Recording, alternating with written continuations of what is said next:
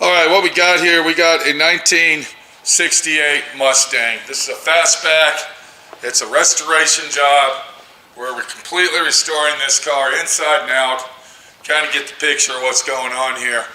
And what we got, if we can walk back around the car, just like this, I just want to give you an angle. What we got some factory original hinges. And if you can rebuild the factory original hinges, do so. But what we're going to do today is we are going to change out the hinge pins on our hinges. Now, before we go any further, I want to let everybody know, do not, I'm going to say this one more time, do not remove the hinge from the vehicle. Take all precautions necessary and do not remove the hinges. Those hinges are set at the factory for the specific door to fender gaps and door to quarter panel gaps. If you remove the hinges, it's going to take a very excruciating, long, deteriorating time to get them back in place where they belong. So try to avoid, with all caution, not to remove the hinges, especially if you're just doing this job here. If you're just replacing hinge pins, like I'm going to show you how to do, there's no need to remove the hinges from the body. Now, if it comes down to it and the hinges are rotted and they can't be bushed and you can't replace the hinge pins, well, yes, you'll have to remove them. But in all situations, 95% of the time, you don't have to remove the hinges. Even if you're restoring the car, don't remove the hinges. Just leave the hinges on the car throughout the whole restoration. But you can also see where I have marked, all right? I got explicit marks of where hinges should be if they need to be removed. So just remember, I don't want to keep going on with this. I'm going in circles. Try not to remove the hinges. You don't need to remove them to replace your hinge pins. So the most common thing on replacing them, I want everybody to, can you hear that and see that? Okay, look real close, and you can see that the bushing on this hinge is worn out. Not just one, but both of them. That is a bad hinge pin. If we come down here to the bottom, I'm sure the bottom is even in worse shape. And if you look real close, you can see it. You can see how worn out the bushings are.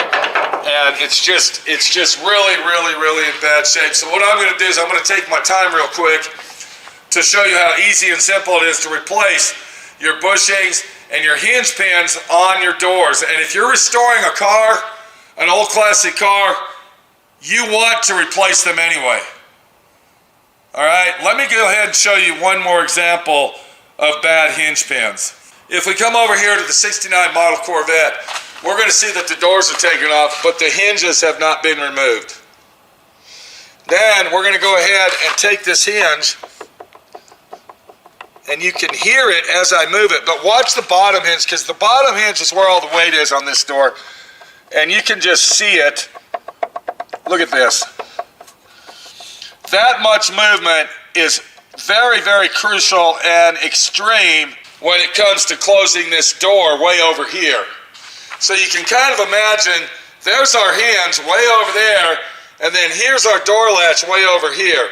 So by the time all that weight is transferred and you only have this much movement over here, you're actually dropping the door approximately 3/4 to 1 1/8 downward over on this end here. So what that's doing, that's making you slam your door shut or lifting it up and shutting it. And I'm sure everybody that is watching this has been through that.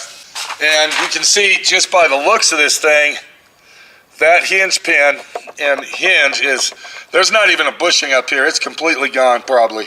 So the owner has ordered brand new hinge pins and bushings for his Corvette, and I'll be replacing those as well. But we're going to go ahead and work on the Mustang, and I'm going to show you very quickly and easy and simple how it is to put in hinge pins on your car. Welcome to D.I.Y. Automotive School with my friend Pete and Minnie, the body shop girl. It's everything you need to know about cars and more. Okay, so we know our hinges are in seriously bad shape here. And what we're going to do is we're going to concentrate on the top one right here at first. Very simple and very easy. Now, there's two ways to remove our hinge pin. And the one way, and probably the way that you're going to do it, is with a hammer. You can take your hammer and you hit that hinge pin out. Now, one thing about some cars that have hinge pins, the hinge pin is actually put in upside down, and then it's either spot welded on here, or it's been factory pressed at the factory where you can't remove it. You'll have to take a cutting wheel and cut that off flush to the hinge. You'll have to cut that head off, and then once that head's cut off, then you can knock your pin out. So some hinge pins go in down all the way, and some of them go up one way and down the other way. So you just got to pay attention to what you got. And these hinges are very easy to remove because all they do is press down in there. They got a knurl on the end here that literally bites into part of the hinge. Now, if you have the ones that are welded on, spot welded, or they got a crimp on them where they don't slide out, you cut those off. But then you'll have to take a chisel and you'll have to re-crimp the new hinge pin or spot weld it to the hinge itself. All right? We don't have that type today. We just got the kind that both of them are facing down, and it's just got a knurl here. I'll show you that, like I said, and it's very easy and simple. So you got two ways of doing this. You can take a hammer and you can knock it out this way and it'll loosen up. Once you get it to that point, you can take a round chisel of some sort and then finish it off by knocking it out and then pulling it out. Or you can go to this deal right here, and what this is called an air chisel. Let me get that bit out. And then what I got is I got this little hammer head on here, and then we're going to go ahead and use this just to show you. And a lot of times you can't use an air chisel because look what happens, okay? It's kind of hard to get in there. It doesn't fit properly, but on the other hand, a lot of times you can use it. Now, if you have the hinge that actually goes down, all you got to do is just hit it like that, and you hit it down. And then, of course, on the bottom one, you would hit it up. So we're going to go ahead and take this, and then we're going to hit that with our air chisel. And then if you look right there, you can see by tapping the bottom of that hinge pin, we actually knocked it off there. Now, we can go ahead and go further, and no more than likely, you'll be using a hammer, but we can take our air chisel this way, and then we can hit that. Do you see what's happening? Loosening that up to get it out of there this way. Or, if need be, we're going to go ahead and put that back down in there. And then, if you were going to use a hammer, of course, you just take the hammer and hit it to where it breaks that knurl off of the hinge itself. And then you would take a chisel, something like this here probably, and then you would finish out taking the hinge out like that. Or you would go ahead and take a chisel like this one, and then like I did with the air hammer, you would go ahead and use the chisel to knock the hinge out, and then of course, there you go right there. You can pull it out. Now, it will get stuck if there's a lot of paint in there, so that's when it's wise to take this chisel here and continue to hammer it out like that. See how it's stuck in here? Do you see that? So what we're going to do is take our claw hammer. You thought I was being jokily about that, using the claw hammer. You thought I was being a clown. What I'm going to do is take my claw hammer and I'm going to put it just like that, and now I can take my ball peen hammer and knock it out. So now you see why I was using a claw hammer versus the ball peen hammer. All right, very handy tool to have even on a situation like this. Okay, so now that we have removed our outer hinge, we still have our inner hinge on the vehicle, and we need to get these bushings out. So basically, the way that we're going to remove our bushings is we're going to take our chisel, just like you see right here, and then we will literally just go ahead and start breaking them away from the hinge itself. Now remember, these are made out of brass.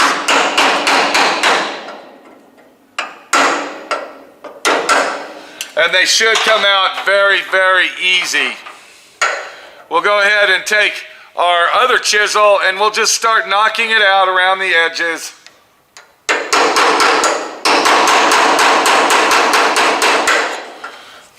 So if your little chisel will not take it out, there's always other means, and the means that I have is a cheap, inexpensive set of drill bits.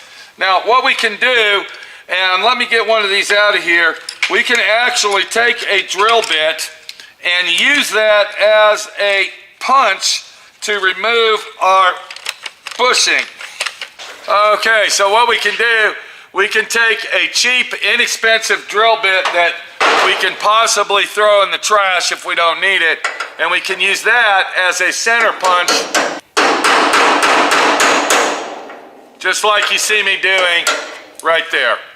So there's many ways to remove your bushings, and this is just a couple. Basically, what I'm saying is use your imagination and do what you got to do to get the job done. Just like that. And one other thing I want to point out, you do not want to use a drill bit and drill them out. That is a precise measured hole for the bushing to fit in, so do not, I'm going to repeat one more time, do not drill those out. If anything, use the drill bit to punch it out.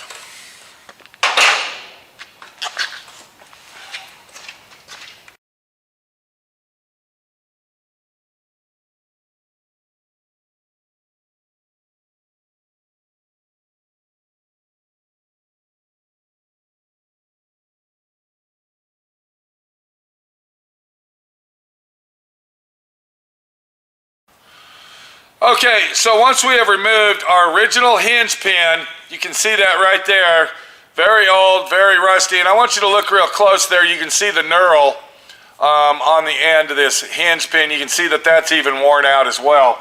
What we want to do is we want to go ahead and get our brand new hinge pin bushing kit.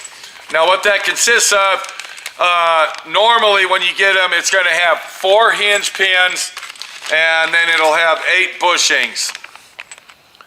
Another thing that I want to go ahead and say while we're doing this, and I know this is turning out to be a very long video, is that if you, I think I mentioned this at the beginning, but if you can use your original hinges, do so. Aftermarket hinges are not as accurate and precise as the factory ones. So always try to stick with factory original stuff.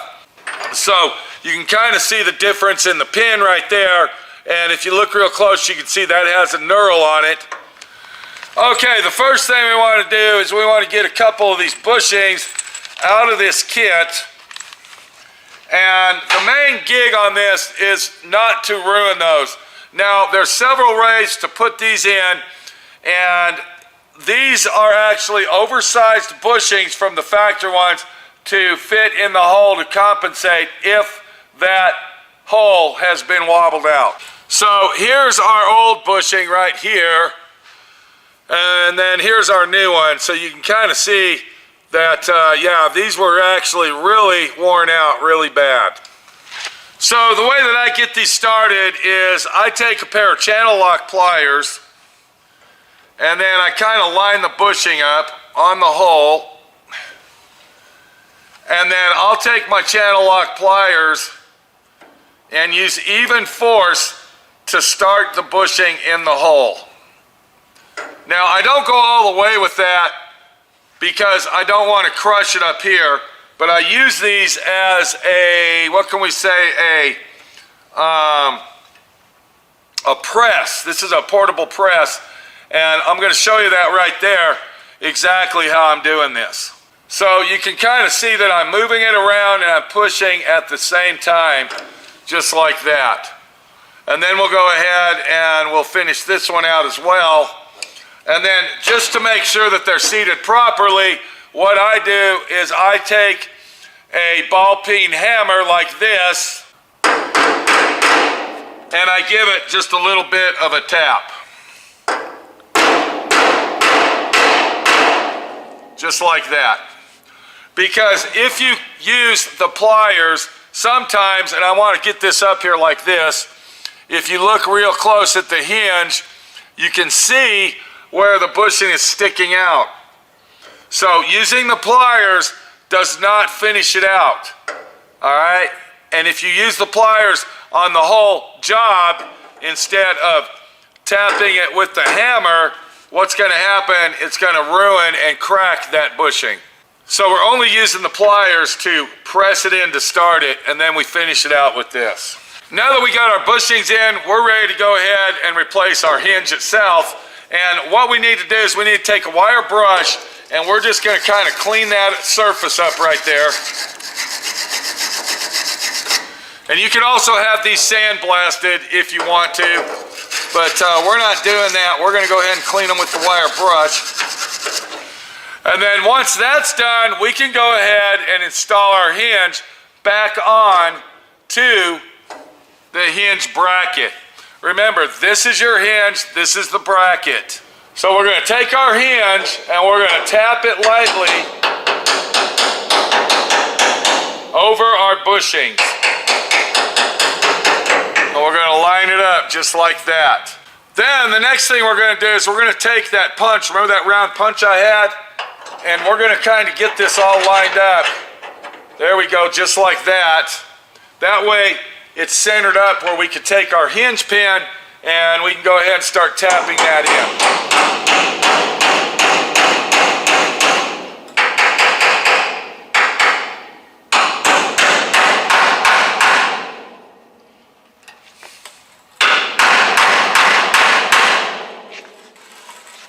And then the next thing that we're going to do, and this is very important, if you don't have an air chisel like this, then normally what I do is I take my floor jack and I will put a block on my floor jack to hold that hinge.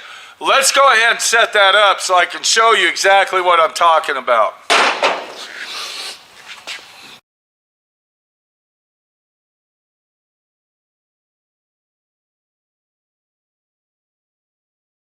So what I do is I take my floor jack and I get it lined up as close as I can.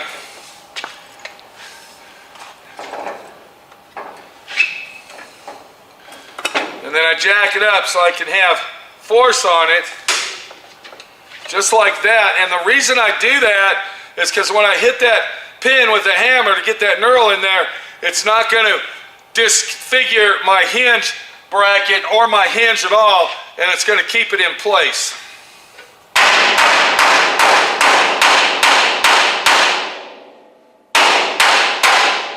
Just like that. One more time. So we have now replaced our hinge pin and our bushings, and you can see that this hinge is very solid and tight, and it is going to last another 60 years, and the door is going to shut awesome. It's going to line up and it's going to shut perfect. So I'll repeat my process on the lower hinge right here and do exactly the same thing that I did on the upper hinge, and then once that's done, I think that this door is going to be awesome. It's going to shut perfect, and it's going to make our restoration a lot easier, and the customer is going to be a lot happier because I replaced that right there. This is Pete, my friend Pete, your friend Pete, telling you, do it right, do it right, do it right, because if you're not doing it right, hold on.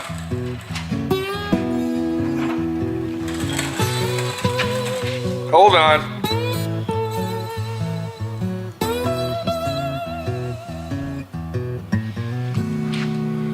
You're definitely not doing it at all. Take it easy.